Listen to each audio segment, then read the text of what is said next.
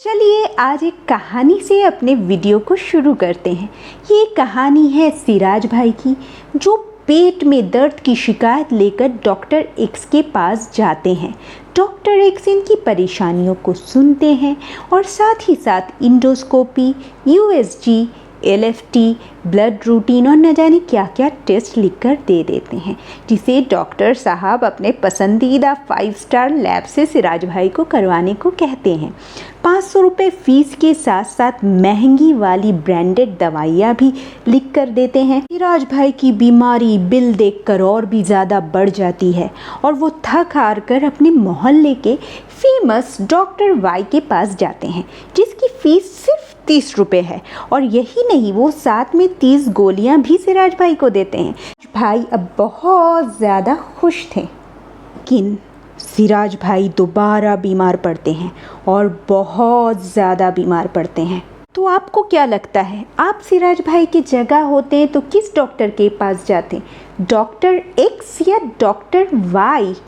Wait, nothing is just black and white but it's grey. ये इतना simple भी नहीं है। हम सिराज भाई का क्या हुआ ये वीडियो के आखिर में जानेंगे, और जानेंगे वर्ल्ड के 6 बेस्ट डॉक्टर्स के नाम, जिससे आप भी अपॉइंटमेंट ले सकते हो।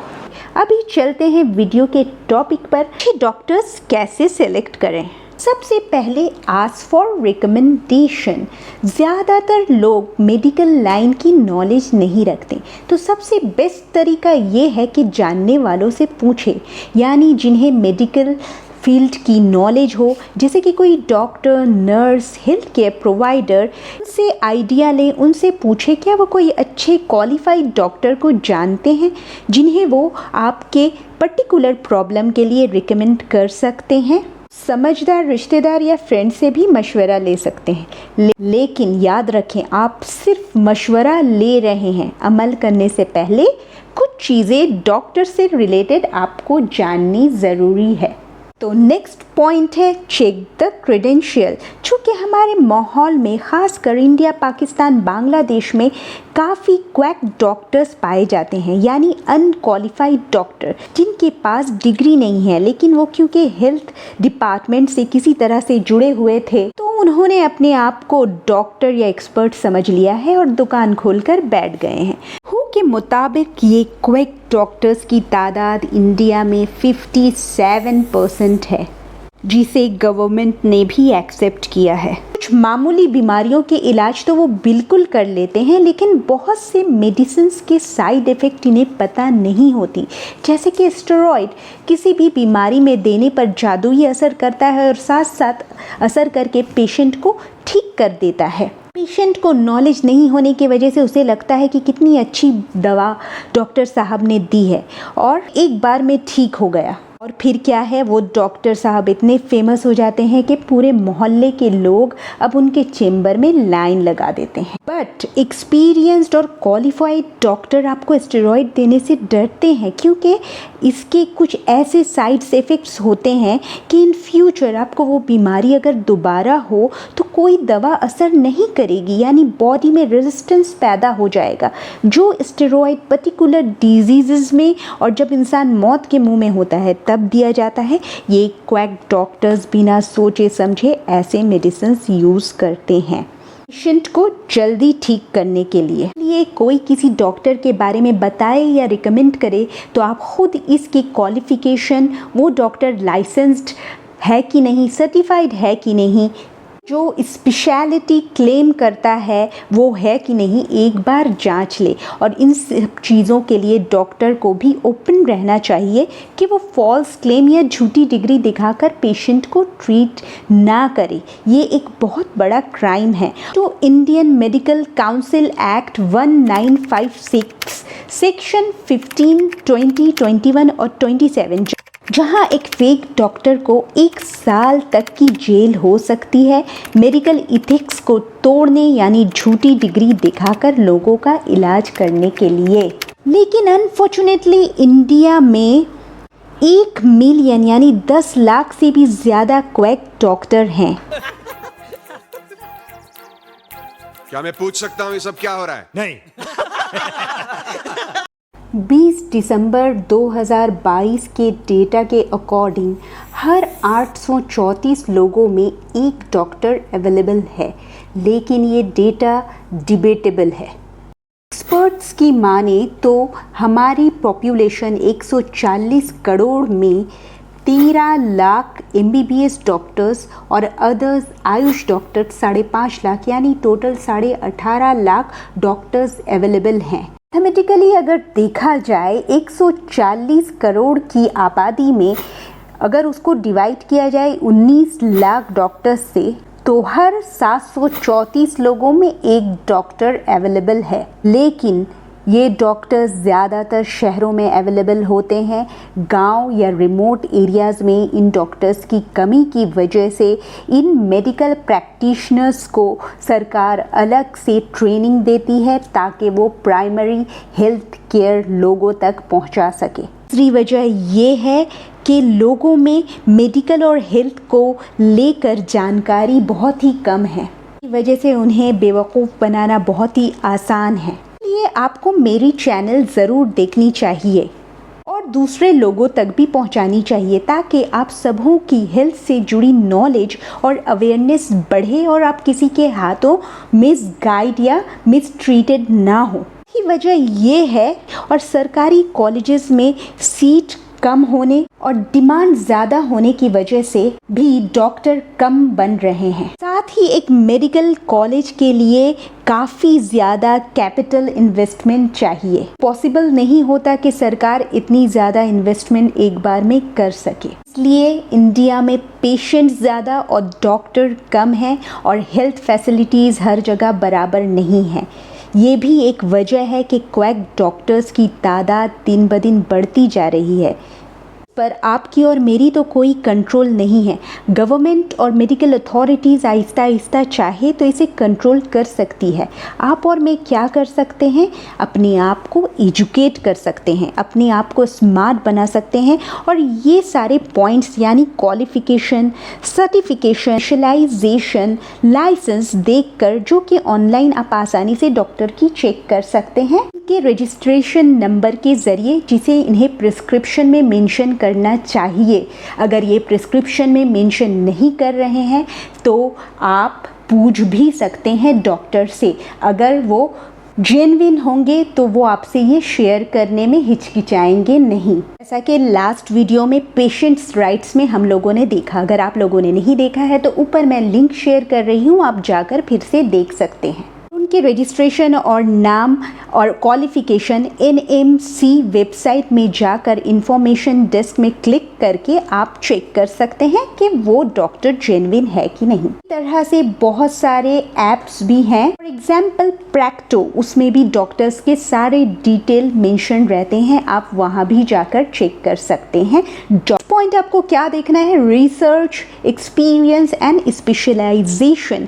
अक्सर समझा जाता है जितना एक्सपीरियंस उतनी एक्सपर्टाइज, तो इस पॉइंट को भी डॉक्टर सेलेक्ट करते वक्त कंसीडर करें। एक्सपीरियंस और स्पेशलाइजेशन एक बार ज़रूर देख लें।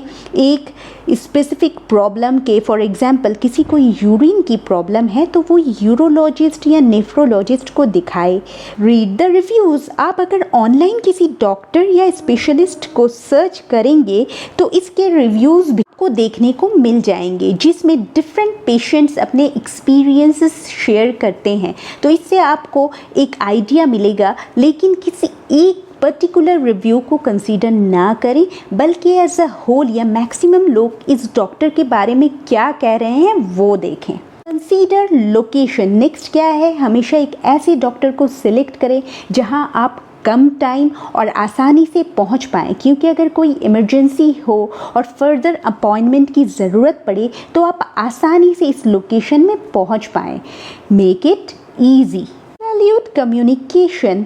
जैसा कि हमने लास्ट वीडियो में जाना कि पेशेंट को बीमारी के बारे में एक्सप्लेन करना या समझाना एक डॉक्टर की ड्यूटी और एक पेशेंट की राइट है। अगर आपने इस वीडियो को अब तक नहीं देखा तो ज़रूर देखें।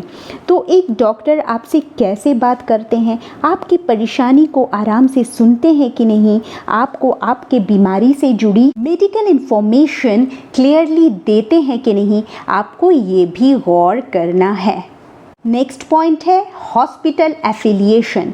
आपको एक डॉक्टर सेलेक्ट करते वक्त ये भी देखना चाहिए कि वो अगर आपके बीमारी का स्पेशलिस्ट है तो हॉस्पिटल से जुड़ा हुआ है कि नहीं, ताकि अगर आपको हॉस्पिटल केयर या एडमिशन की ज़रूरत पड़े तो आप इसके अंडर इस हॉस्पिटल में एडमिट हो पाएँ। साथ ही हमें फाइनेंशियल एस्पेक्ट्स और इंश्योरेंस कवरेज को भी कंसीडर करना चाहिए। अगर आप कोई हेल्थ स्कीम से जुड़े हैं जैसे कि स्वास्थ्य साथी, आयुष्मान भारत योजना, कॉरपोरेट हेल्थ स्कीम या पर्सनल मेडिक्लेम, कि वो डॉक्टर ये सारी हेल्थ स्कीम्स कंसीडर करते हैं कि नहीं, ताकि आपको कम से कम खर्च उठाना पड़े।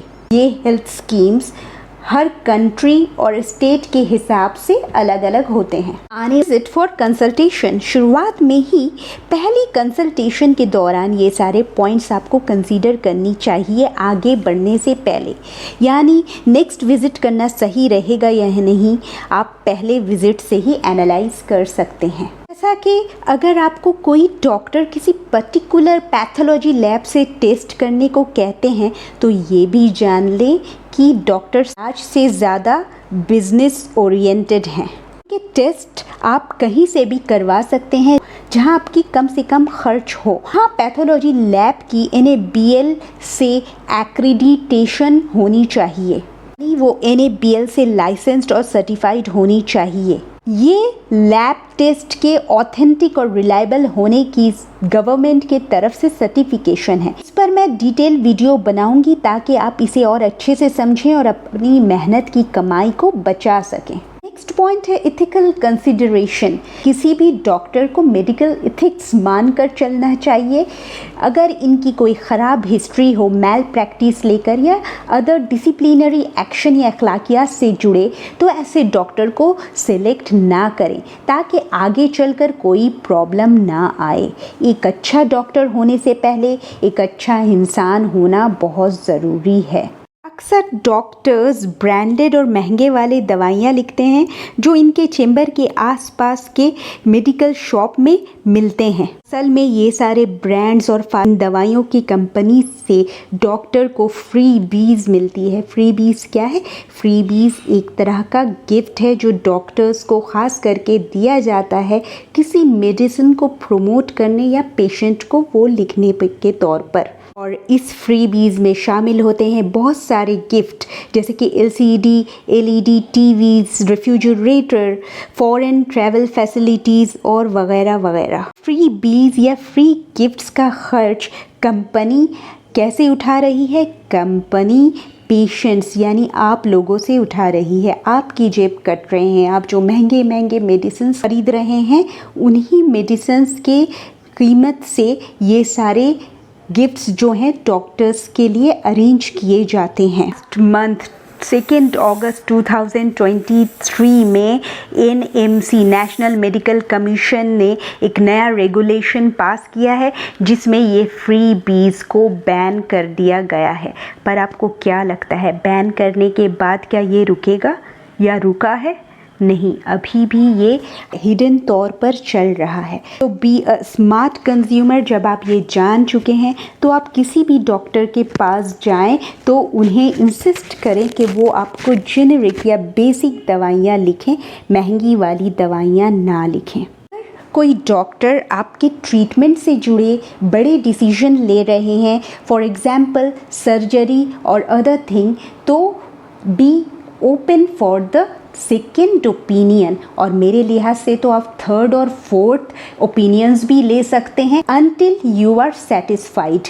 याद रखें ये आपका हेल्थ का मामला है तो आपको किसी भी तरह की चांस नहीं लेनी है। आपके राइट में भी आता है कि आप सेकेंड ओपिनियन ले सकते हैं और अपने ऑल्टरनेटिव ट्रीटमेंट्स के बारे में भी जानें। सारे डॉक्टर ख़राब नहीं होते, वो भी आपके और मेरे तरह इंसान हैं। लेकिन अगर कोई डॉक्टर आपको महंगी वाली दवाइयाँ दे रहे हैं, किसी पर्टिकुलर लैब से टेस्ट करने को कह रहे हैं, तो आप समझ लें वो डॉक्टर इलाज से ज़्यादा बिजनेस कर रहे हैं और फाइनेंशियली मोटिवेटेड हैं।